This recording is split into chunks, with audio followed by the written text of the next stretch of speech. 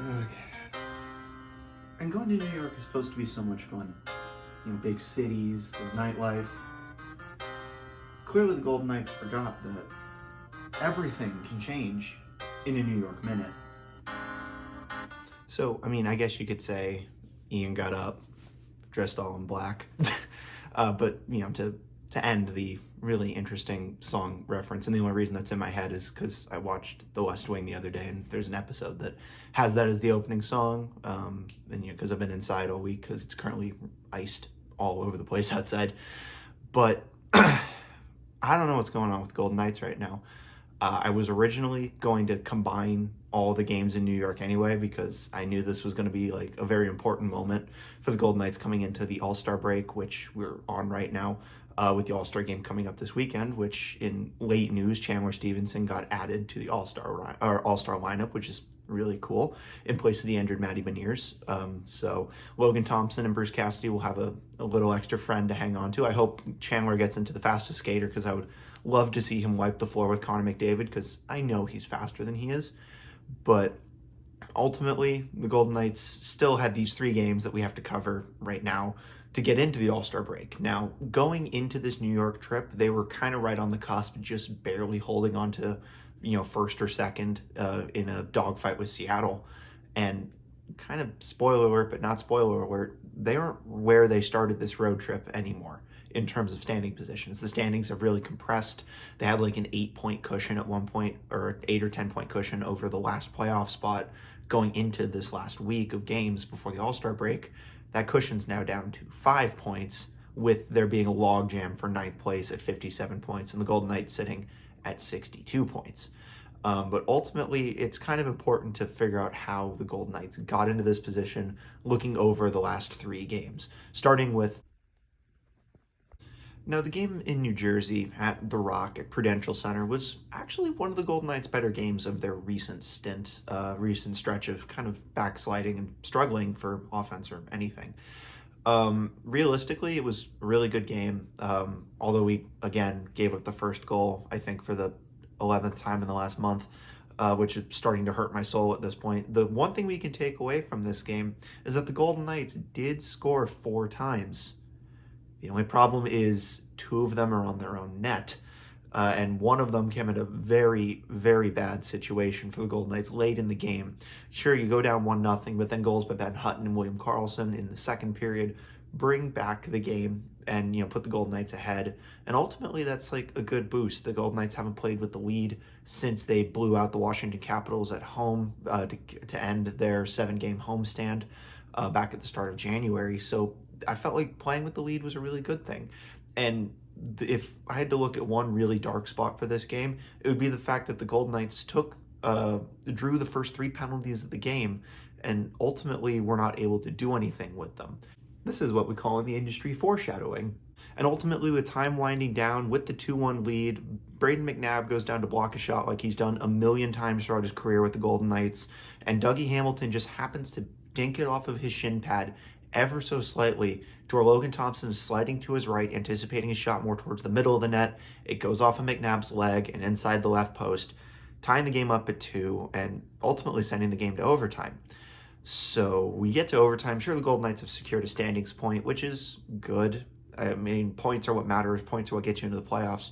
But when you're leading for basically the better half of the game, better back half of the game, and you give up a goal off your own guy to tie it up again and send the team to overtime, anything can happen in 3-on-3. And that's kind of what happened. Ben Hutton goes to rim the puck around about halfway through the end of overtime, ultimately winds up hitting the official and bouncing back in his feet. And in a panic, he winds up tripping the Devils player that's charging him, drawing the Golden Knights' first penalty of the game. And ultimately, when the Devils get going, you give them 4-on-3 in overtime. They're going to score. And while they were doing a pretty good job killing it off to begin with, ultimately a weird turnover along the wall with Stevenson getting caught and pinned left Dougie Hamilton wide open in the slot, and he just one-times it from just below the hash, or just above the hash marks, over the shoulder of Logan Thompson to send everybody in New Jersey home happy, except for like the 6 Golden Knights fans that were there. And so when the Golden Knights pulled up to the most famous arena in all of sports, Madison Square Garden, One would hope that the venue would be one of the deciding factors. The Golden Knights are used to playing these big, awesome, historic venues. T-Mobile is one of the better arenas in the NHL. So one would figure that they wouldn't exactly get starstruck playing at Madison Square. And it really looked like it at the start of the game. They came out fast. They were good on puck possession. They were, pushing the play. They definitely looked like they were the faster team. They had it working in the neutral zone. And realistically, throughout the majority of the first period, they were dominating the play. But when it rains, it pours. And if this team didn't have bad luck, they'd have no luck at all. As a puck is rimmed around the boards, Paul Cotter goes to tip it to himself, winds up turning it over, and tic-tac, fluke bounce in the slot, and that's the first goal behind Adin Hill, who really did about all he could do to keep the Golden Knights in this game for as long as he did. And then later on in the first period, another fluke bounce in front happened to, just call it and just, kick its way into the net behind Hill as well. There's really nothing he could do. He hasn't really faced a square shot yet, as everything has just wound up being bad bounces and unfortunate breaks. And just like that, the Golden Knights are down 2 in the first period again. So they got off to this great start. They had all these opportunities, a couple of posts hit.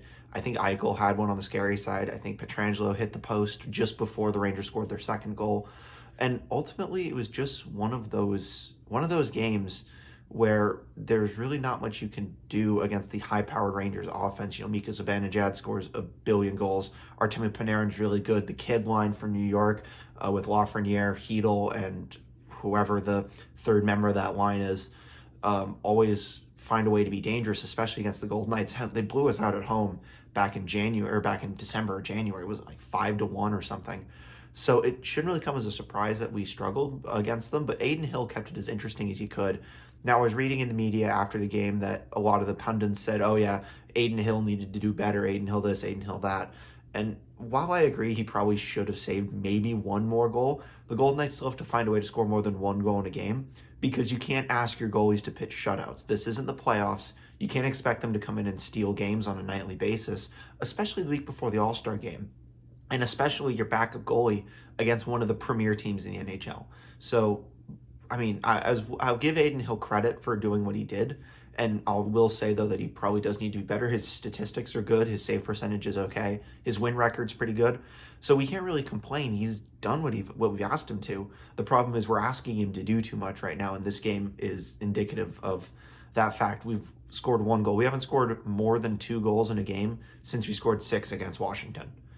And that's kind of a indictment on not just the defensive structure of the game, but also the offensive structure of the game. Now, you can win close games, and the Golden Knights are good at winning close games, and if we make the playoffs, this will be really good for the playoffs, getting through this adversity. But the Rangers are a really good team, and if you spot them 2 in the first, odds are you're not going to be able to come back, and ultimately that's what wound up happening with the Golden Knights that night.